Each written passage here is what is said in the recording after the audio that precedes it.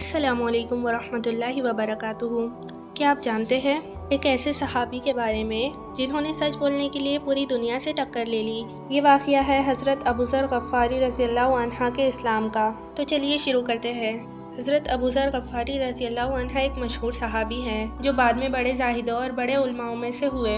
حضرت علی کا ارشاد ہے کہ حضرت ابو بکر رضی اللہ عنہ ایک ایسے علم کو حاصل کیے ہوئے ہیں جس سے لوگ عاجز ہیں، مگر انہوں نے اس کو محفوظ کر رکھا ہے۔ جب ان کو حضور صلی اللہ علیہ وسلم کی نبوت کے پہلے پہل کی خبر پہنچی تو انہوں نے اپنے بھائی کو حالات کی تحقیق کے واسطے مکہ بھیجا کہ جو شخص یہ دعویٰ کرتا ہے کہ میرے پاس وحی آتی ہے، ان کے حالات معلوم کرے اور ان کا کلام غور سے سنے۔ وہ مکہ مکرمہ آئے اور حالات معلوم کرنے کے بعد اپنے بھائی سے جا کر کہا کہ میں نے ان کو اچھی عادتیں اور عمدہ اخلاق کا حکم کرتے دیکھا ہے اور ایک ایسا کلام سنا ہے جو نہ شعر ہے اور نہ ہی کہانوں کا کلام ہے۔ ابو ذر رضی اللہ عنہ کو اس کی مجمل بات سے تشقی نہ آئی تو خود سامان سفر کیا اور مکہ پہنچے اور سیدھا مسجد الحرام میں گئے۔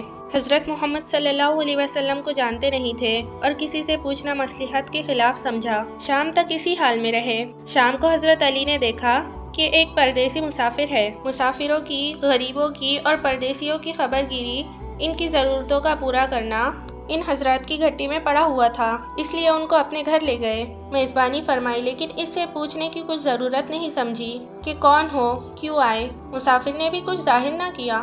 صبح کو پھر مسجد میں آ گئے اور دن بھر اسی حال میں گزارا، خود پتہ نہ چلا اور دریافت کسی سے کیا نہیں۔ غالباً اس کی وجہ یہ ہوگی کہ حضور صلی اللہ علیہ وسلم کے ساتھ دشمنی کے قصے بہت مشہور تھے۔ آپ کو اور آپ کے ملنے والوں کو ہر طرح کی تکلیفیں دی جاتی تھی۔ ان کو خیال ہوا کہ صحیح حال معلوم نہیں ہوگا اور بدگمانی کی وجہ سے مفت کی تکلیفیں علیحدہ رہی۔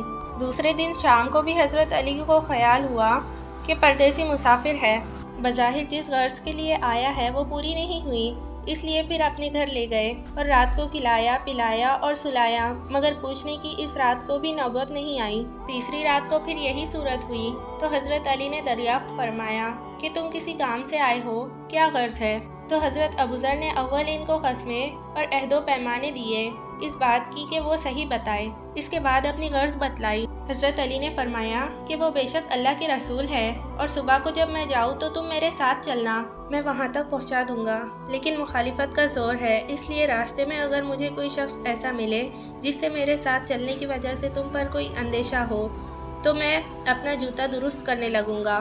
تم سیدھے چلنا، میرے ساتھ ٹھہرنا نہیں، جس کی وجہ سے تمہارا میرے ساتھ ہونا معلوم نہ ہو۔ چنانچہ صبح حضرت علی کے پیچھے پیچھے حضور صلی اللہ علیہ وسلم کی خدمت میں پہنچے، وہاں جا کر بات چیت ہوئی، اسی وقت مسلمان ہو گئے۔ حضور اقدس صلی اللہ علیہ وسلم نے ان کی تکلیف کے خیال سے فرمایا کہ اپنے اسلام کو ابھی ظاہر نہ کرنا، چپکے سے اپنی قوم میں چلے جاؤ، جب ہمارا غلبہ ہو جائے اس وقت چلے آنا۔ انہوں نے عرض کیا کہ یا رسول اللہ، اس ذات کی قسم جس کے قبضے میں میری جان ہے، اس کلمہ توحید کو ان بے ایمانوں کے بیچ میں چلا کر پڑھوں گا۔ چنانچہ اسی وقت مسجد الحرام میں تشریف لے گئے اور بلند آواز سے اشہد ان لا الہ الا اللہ و اشہد ان محمد رسول اللہ پڑھا۔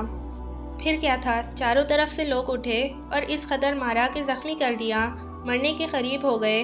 حضور صلی اللہ علیہ وسلم کے چچا حضرت عباس رضی اللہ عنہ جو اس وقت تک مسلمان بھی نہیں ہوئے تھے، ان کے اوپر بچانے کے لیے لیٹ پڑے اور فرمایا یہ شخص قبیلہ غفار کا ہے، یہ قبیلہ ملک شام کے راستے میں پڑتا ہے، تمہاری تجارت وغیرہ سب ملک شام کے ساتھ ہے، اگر یہ مر گیا تو شام کا جانا آنا بند ہو جائے گا۔